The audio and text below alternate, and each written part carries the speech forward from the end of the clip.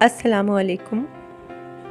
وقت کا پہیہ کیسے گھومتا ہے، یہ تلخ حقیقت میں آپ کو آج کی کہانی میں سنانے جا رہی ہوں، لیکن پہلے آپ میرے چینل کو سبسکرائب کر لیں، لائک کا بٹن بھی پریس کر دیا کریں اور زیادہ سے زیادہ شیئر کیا کریں تاکہ میری حوصلہ افزائی ہو۔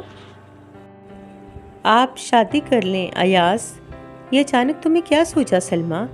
میں نے تمہیں کہا تھا کہ ذہن کو روشن رکھو، الٹے سیدھے خیالات سے بچی رہو گی، ایاز نے سنجیدگی سے مجھے سمجھایا۔ ایسی باتیں ذہن سے نکال دو، صحت مندانہ انداز سے سوچنا شروع کرو۔ اگر آئندہ ایسی بات کی تو میں ناراض ہو جاؤں گا۔ ایاز مجھ پر برہم ہوئے، مگر دل میں ویرانی نے راج کر لیا تھا۔ میں شکستہ قدموں سے کچن کی طرف چل دی۔ زندگی سسک سسک کر ہولے ہولے رواں دواں تھی۔ اللہ کا دیا سب کچھ تھا، دولت کی ریل پیل تھی، مکمل شان و شوکت تھی، مگر اللہ نے اتنی بڑی کمی پیدا کر دی تھی جس کا بھرنا مجھے مشکل لگ رہا تھا۔ 10 سال شادی کو ہو چکے تھے۔ نیلم تھی تو گھر میں کافی رونق تھی۔ نیلم میری نند تھی، مگر میں نے اسے ماں کی طرح پالا تھا۔ میرے آنے سے پہلے ایاز کے امی ابو ایک کار حادثے میں موت کے منہ میں چلے گئے۔ اس وقت نیلم کی عمر 10 سال تھی۔ میں نے اسے ماں کا پیار دیا تھا۔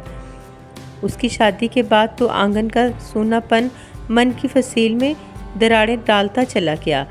اس لیے دل پر پتھر رکھ کر میں نے ایاز کو شادی کا مشورہ دے ڈالا۔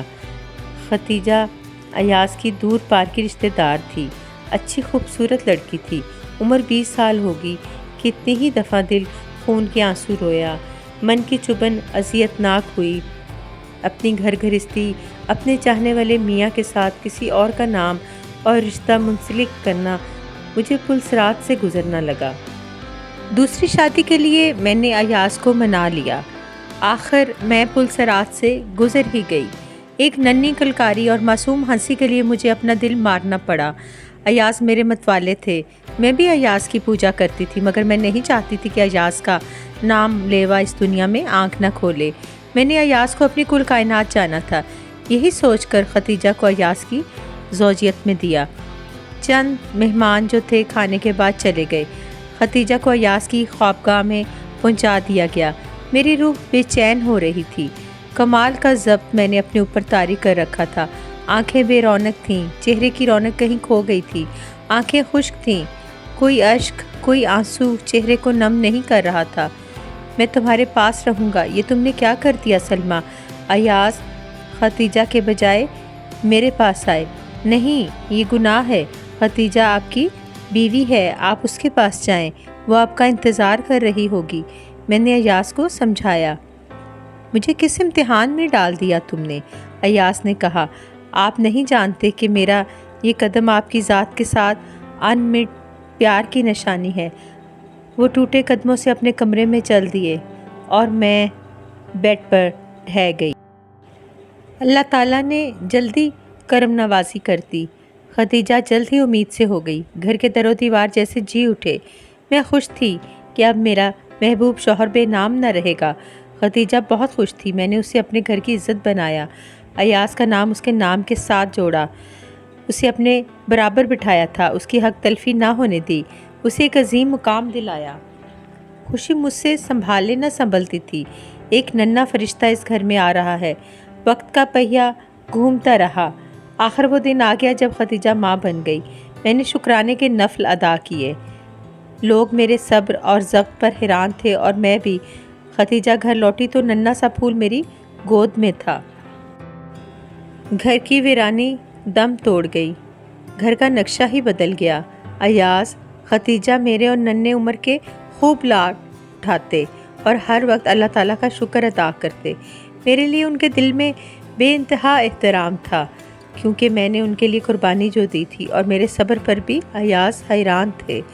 رات کو میں گریہ ایوب کرتی اور صبح صبر یعقوب۔ یہ سب کچھ میں نے اپنے محبوب شوہر ایاز کے لیے کیا تھا۔ میں ایاز کا بجھا ہوا چہرہ نہیں دیکھ سکتی تھی، اس لیے میں نے اپنے لیے دکھ چن لیے اور سارے سکھ ایاز کو دے دیے۔ گھر میں ملازمین تھے، مگر میں نے ختیجہ اور بچے کی دیکھ بھال کا سلسلہ اپنے ہاتھ میں رکھا۔ عمر کی ایک ایک حرکت مجھے شاد رکھتی۔ ننھا عمر 3 سال کا ہو گیا۔ میرا سارا دن عمر کے ساتھ گزر جاتا۔ ایاز میرے حوصلے اور ظرف کے قائل تھے۔ زندگی میں بڑے بڑے ظالم لمحات آئے مگر میں نے برداشت کا دامن نہیں چھوڑا۔ ختیجہ دوبارہ امید سے ہو گئی۔ میں ختیجہ کو جوسز اور فروٹ کھلاتی، وقت پر دوائیاں دیتی، ہر 15 دن بعد چیک اپ کے لیے لے جاتی۔ ختیجہ مجھ سے اکھڑی اکھڑی رہنے لگی، اپنے بیٹے عمر کو میرے پاس آنے سے روک لیتی مگر میں نے برداشت کیا۔ میں نہیں چاہتی تھی کہ ایاز ختیجہ کو ڈانٹے۔ صبر کی گٹھڑی بہت بھاری تھی جو میں نے اپنے سر پر اٹھا رکھی تھی۔ رات کے تقریباً 10 بجے تھے۔ میں ختیجہ کے بیڈ روم میں اسے دوائیاں اور دودھ دینے گئی۔ میں نے دوائیاں اور دودھ ٹرے میں رکھا اور ختیجہ کے کمرے کی طرف چل دی۔ اندر ختیجہ ایاز کے ساتھ تلخ کلامی کر رہی تھی۔ میرے قدم دہلیز پر رک گئے۔ میں جب سے اس گھر میں آئی ہوں ایک لمحہ سکون سے نہیں گزرا۔ مجھے آپی سلمہ سے سخت نفرت ہے۔ یہ میری سوتن ہے، میں اس کے ساتھ رہنا نہیں چاہتی۔ اسے طلاق دے دو۔ اگر تم اسے طلاق دو گے تو یہ حصہ بھی ہمارے بچوں کے کام آئے گا۔ وہ میرے خلاف زہر اگل رہی تھی۔ آج میرا کڑا حوصلہ ٹوٹ گیا بلکہ چکنا چور ہو گیا۔ سلمہ نے میرے لیے بہت قربانیاں دی ہیں، میں اسے نہیں چھوڑ سکتا، ایاز نے ٹوٹے ہوئے لہجے میں کہا۔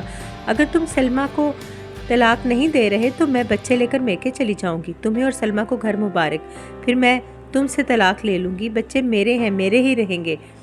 تم بچوں کو دیکھنے کے لیے ترستے رہو گے۔ میں تمہاری تجویز پر غور کروں گا، ایاز نے ختیجہ کو تسلی دی۔ دوائیاں اور دودھ کا گلاس میرے ہاتھ سے گر کر ٹوٹ گیا۔ برتن گرنے کی آواز سن کر ایاز باہر آئے تو میں گر کر بے ہوش ہو چکی تھی۔ ایاز اور ختیجہ کو میرے بے ہوش ہونے کی وجہ سمجھ میں آ چکی تھی۔ چند دنوں بعد ختیجہ پھر زہر اگلنے لگی۔ تم مجھ سے اور ننھے عمر سے محبت نہیں کرتی۔ تمہارا بھائی اور بھابھی تمہیں گھر گھسنے نہیں دیں گے، اس لیے تم میری خدمت میں لگی رہتی ہو۔ یہ ختیجہ کے الفاظ تھے۔ تم نے اس گھر پر راج کیا مگر اب یہ گھر میرا ہے، میرے بچوں کا ہے۔ ختیجہ منہ سے شعلے اگل رہی تھی۔ ختیجہ، جو درخت پھل نہیں دیتا کم از کم سایہ تو دیتا ہے، میں نے ٹوٹے دل کے ساتھ کہا۔ ایاز ختیجہ کی زہریلی گفتگو سن رہے تھے مگر خاموش تھے۔ وہ بچوں کی جدائی سے ڈر گئے تھے۔ ایاز کو ڈر تھا کہ کہیں ختیجہ بچے لے کر میکے نہ چلی جائے۔ جب میں نے دیکھا کہ ایاز خاموش ہیں تو میں نے چادر اٹھائی اور گھر سے باہر نکل گئی۔ میرے محبوب شوہر نے مجھے نہیں روکا۔ دریا محبتوں کے جو بہتے تھے تھم گئے۔ میں میکے آ گئی۔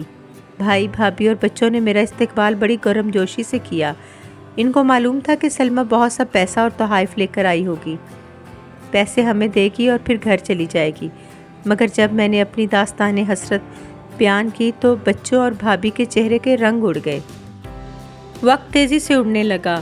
مجھے یاد ہے میری 16 سالہ بھتیجی نے مجھے کہا، تم ہم پر ایٹم بم بن کر گری ہو۔ کس نے کہا تھا اتنی نیک پروین بن جاؤ اور سوتن لے آؤ؟ بس انہی چند جملوں سے میکے میں میرے مقام کا اندازہ لگا لے۔ میں ملکہ کی طرح اپنے گھر اور ایاز کے دل پر حکومت کرتی رہی تھی۔ ایک فیکٹری میں کام کرنے لگی۔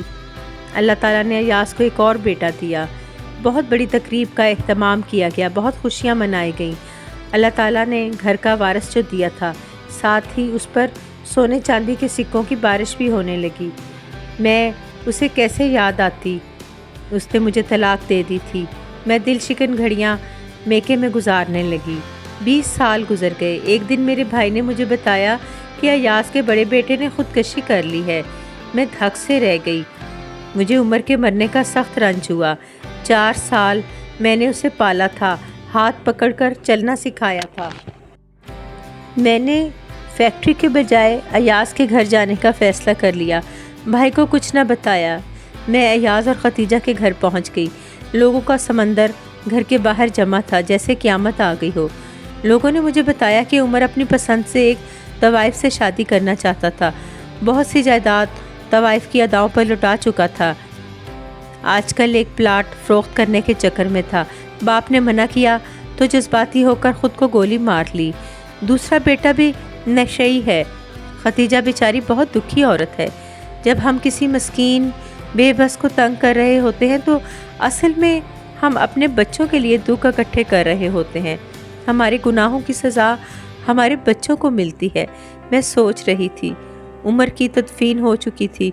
میں نے چہرے کو چادر میں ڈھانپ رکھا تھا۔ ختیجہ کو میں نے 20 سال بعد دیکھا۔ رنج و الم کی تصویر بنی بیٹھی تھی۔ میں ختیجہ کے پاس گئی، منہ سے چادر کا پلو ہٹایا۔ ختیجہ مجھے دیکھ کر حیران رہ گئی۔ ختیجہ، مجھے گھر سے نکال کر تمہیں کیا ملا؟ میں نے ہجوم کے سامنے کہہ دیا۔